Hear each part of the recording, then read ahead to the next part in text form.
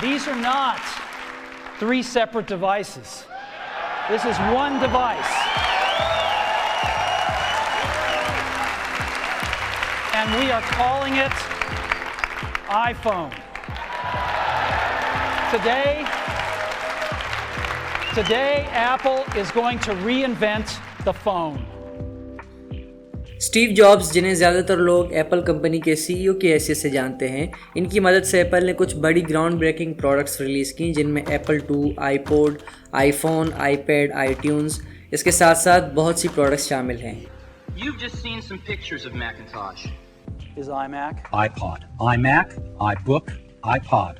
एक वक्त में इनकी नेटवर्थ 10 बिलियन तक पहुंच जाती है और बहुत से लोग इसे एप्पल कंपनी से जोड़ते हैं। हकीकत में ऐसा नहीं।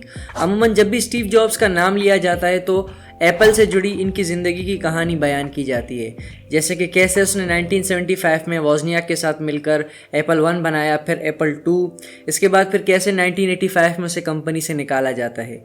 कभी कभार यह जिक्र भी हो जाता है कि कुछ हफ्ते बाद स्टीव नेक्स्ट नाम की एक कंपनी बना लेते हैं और आखिर में 1997 में एप्पल में उनकी वापसी होती है और फिर उसके आगे की कहानी अमूमन तमाम लोगों को मालूम है।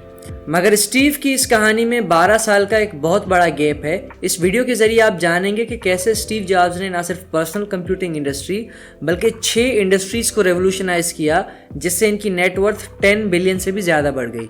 मैं भी काफ़ी अरसे तक स्टीव जॉब्स को पर्सनल कंप्यूटर इंडस्ट्री का एक बहुत बड़ा नाम समझता था, मगर स्टीव जॉब्स पर लिखी गई 2 किताबें, इसकी ज़िंदगी पर बनाई गई 2 फिल्में और मुख्तलिफ आर्टिकल्स, इंटरव्यूज़ पर नज़र डालने के बाद इस हकीकत का अंदाज़ा होता है कि स्टीव जॉब्स ने पर्सनल कंप्यूटर इंडस्ट्री के साथ साथ animated movies, music industry, phones, tablet computers और डिजिटल पब्लिशिंग जैसी इंडस्ट्रीज़ में बहुत बड़ी बड़ी तब्दीलियाँ लाईं। एप्पल से निकाले जाने के बाद स्टीव ने अपने एप्पल के तमाम शेयर्स $140 मिलियन में बेच दिए, जिसके चंद हफ्ते बाद ही स्टीव ने एक नई कंपनी नेक्स्ट का आगाज़ किया। इसके अलावा स्टीव ने एक और कंपनी शुरू की जिसका नाम था पिक्सार। पिक्सार के पीछे की कहानी 1979 से शुरू होती है, जब एक नौजवान डायरेक्टर जॉर्ज लूकस अपने आने वाली स्टार वॉर्स फिल्म के लिए कुछ नए कंप्यूटर साइंस ग्रेजुएट्स को हायर करता है और उन्हें ग्राफिक्स ग्रुप का नाम देता है। इस ग्रुप ने स्टार ट्रेक 2 और यंग शेरलॉक होम्स जैसी मूवीज़ पर भी काम किया, मगर 1986 में जॉर्ज लूकस फाइनेंशियल प्रॉब्लम्स में घिर जाते हैं और उन्हें अपने ग्राफिक्स ग्रुप के लिए इन्वेस्टर्स की ज़रूरत पड़ती है। स्टीव जॉब्स सबसे पहले उन्हें एक ऑफ़र करते हैं, मगर वो इस ऑफ़र को रिजेक्ट कर देते हैं। इसके बाद तकरीबन 45 इन्वेस्टर्स और वेंचर कैपिटलिस्ट से रिजेक्ट होने के बाद जॉर्ज लूकस का ये ग्राफिक्स ग्रुप स्टीव जॉब्स की $10 मिलियन की ऑफ़र को कबूल कर लेता है, जिसके बाद इस कंपनी का नाम पिक्सार रखा जाता है। स्टीव की इस एक्विजिशन के बाद कंपनी का मकसद ये होता है कि वो दुनिया की सबसे पहली feature length computer animated movie बनाए, मगर उन्हें जल्द ही इस बात का अंदाज़ा हो जाता है कि इस दौर की कंप्यूटिंग पावर इतनी एडवांस नहीं थी जिसकी मदद से एक मुकम्मल फिल्म बनाई जा सके। इसका मतलब ये था कि कंपनी को चलाने के लिए जल्द अज जल्द कोई नया ज़रिया आमदनी ढूंढना होगा। तो फिर पिक्सार ने कंप्यूटर हार्डवेयर बनाने और बेचने का फैसला किया, और ये एक ऐसा काम था जो स्टीव जॉब्स पिछले कुछ सालों से कर रहा था। जल्दी कंपनी ने अपना पहला कंप्यूटर रिलीज़ किया जिसका नाम पिक्सार इमेज कंप्यूटर रखा गया। ये एक बहुत ही हाई एंड कंप्यूटर था जो अपने दौर से काफ़ी आगे था, जो मेडिकल, एनिमेशन, मेटेरियोलॉजी जैसे शोबों में इस्तेमाल किया जा सकता था। कंपनी की पहली खरीदार वॉल्ट डिज्नी कंपनी होती है, जिसने कंप्यूटर के साथ साथ पिक्सार के कुछ सॉफ्टवेयर्स भी खरीदे, जिससे दोनों कंपनीज के दरमियान एक लॉन्ग टर्म बिजनेस रिलेशनशिप बन जाता है। पिक्सार ने 2 मजीद सेकेंड जनरेशन कंप्यूटर्स P2 और P29 बनाए जो यूनाइटेड स्टेट्स के मुख्तलिफ हॉस्पिटल्स में इस्तेमाल होने लगे। इब्तदाई 2 सालों में पिक्सार ने करीब 300 कंप्यूटर्स बेचे जो कंपनी के लिए थोड़ा बहुत रेवेन्यू जनरेट कर सके, मगर वक्त के साथ साथ पिक्सार एक बार फिर खसारे में जाता रहा। स्टीव जॉब्स के पास 2 रास्ते थे। पहला रास्ता ये कि वो नुकसान बर्दाश्त करके कंपनी को बंद कर देता, दूसरा रास्ता वो मज़ीद इन्वेस्टमेंट करके कंपनी को चलने देता। इसने दूसरा रास्ता चुना और कंपनी में $50 मिलियन मज़ीद इन्वेस्ट किए, जिसके बाद वो कंपनी के 75% स्टेक्स का मालिक बन गया। हार्डवेयर बिजनेस की नाकामी के बाद स्टीव जॉब्स, पिक्सार के president Edwin Catmull, head of animation John Lasseter सिर्फ सॉफ्टवेयर और एनिमेशन बिजनेस पर फोकस करने का फैसला करते हैं और कंपनी की हार्डवेयर डिवीजन को वायकॉम सिस्टम्स को बेच देते हैं। पिक्सार ने अपनी अगली मूव के तौर पर विंडोज़ और एप्पल मैकिंटोश के लिए सॉफ्टवेयर रिलीज करने का फैसला किया, पिक्सार की सबसे बड़ी रिलीज में रेंडरमैन और टाइपिस्ट्री शामिल है। 1991 तक 1 लाख सॉफ्टवेयर कॉपीज बेचने के बावजूद पिक्सार इतना रेवेन्यू जनरेट नहीं कर सकता जिससे कंपनी को चलाया जा सके, और पिक्सार को एक बार फिर मुआशी खसारे का सामना करना पड़ता है।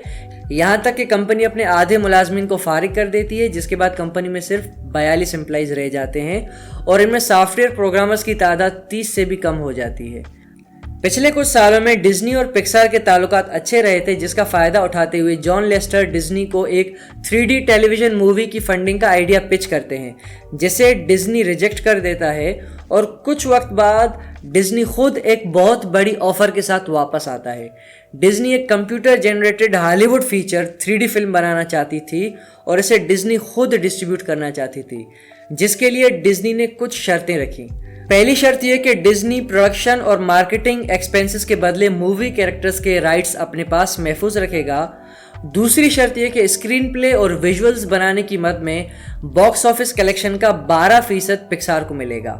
आखिरी शर्त यह होती है कि इन्हीं शर्त पर पिक्सार डिज्नी के लिए मजीद 2 फिल्में और बनाएगा। दोनों कंपनीज इन शराइत को मान लेती हैं और डील फाइनल हो जाती है। नुकसान की वजह से स्टीव जॉब्स पिक्सार को बेचना चाहता था। उसने माइक्रोसॉफ्ट के को फाउंडर पॉल एलन और अपने दोस्त ओरेकल के सीईओ लैरी एलिसन को बेचने का इरादा कर लिया था, मगर इससे पहले इसने पिक्सार की पहली फिल्म रिलीज होने का इंतजार किया।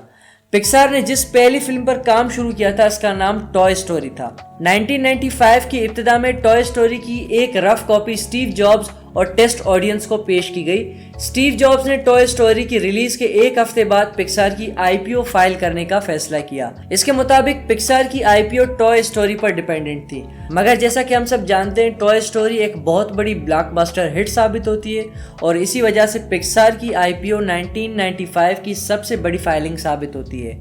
इसी सुबह एक बैंकर स्टीव को आकर ये खुशखबरी देता है कि मुबारक हो, आप एक बिलियनर बन चुके हैं। तो ये साबित हुआ कि स्टीव जॉब्स एप्पल नहीं बल्कि पिक्सार से एक बिलियनर बने।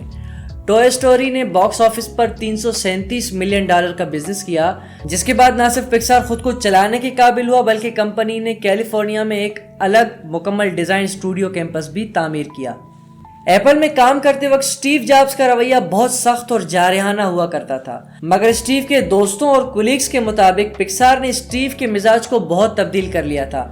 स्टीव के मिजाज में अब एक मज़ाहिया अंसर भी शामिल हो चुका था।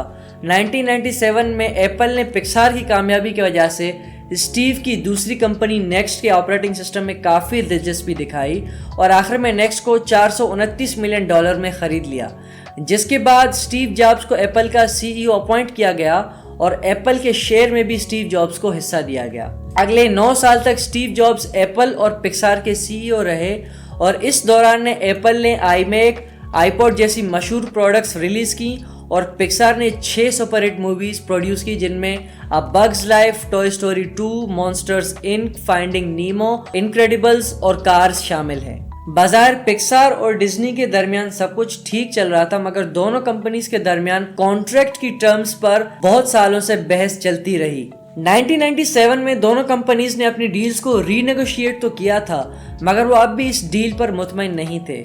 2005 में एक मौके पर यह लग रहा था कि शायद अब डिज्नी और पिक्सार एक साथ कोई फिल्म नहीं बनाएंगे, मगर 2006 में डिज्नी के नए सीईओ के आने के बाद डिज्नी ने पिक्सार को मुकम्मल तौर पर खरीद कर इस मसले को हल कर दिया।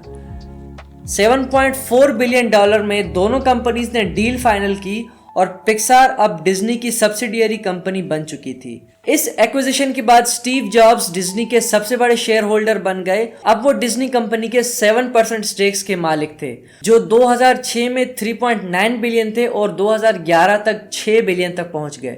इस सारी इंफॉर्मेशन का मतलब ये था कि स्टीव जॉब्स, जिन्होंने एप्पल की शुरुआत की, पर्सनल कंप्यूटर्स, स्मार्टफोन्स को पूरी दुनिया में आम किया, उन्होंने अपनी जिंदगी में सबसे ज्यादा पैसा एप्पल नहीं बल्कि एनिमेशन मूवीज से कमाया और आज भी बहुत से लोग इस हकीकत से नावाकिफ हैं। अगर आपको ये वीडियो पसंद आई तो वीडियो को लाइक जरूर करें, चैनल को सब्सक्राइब करें।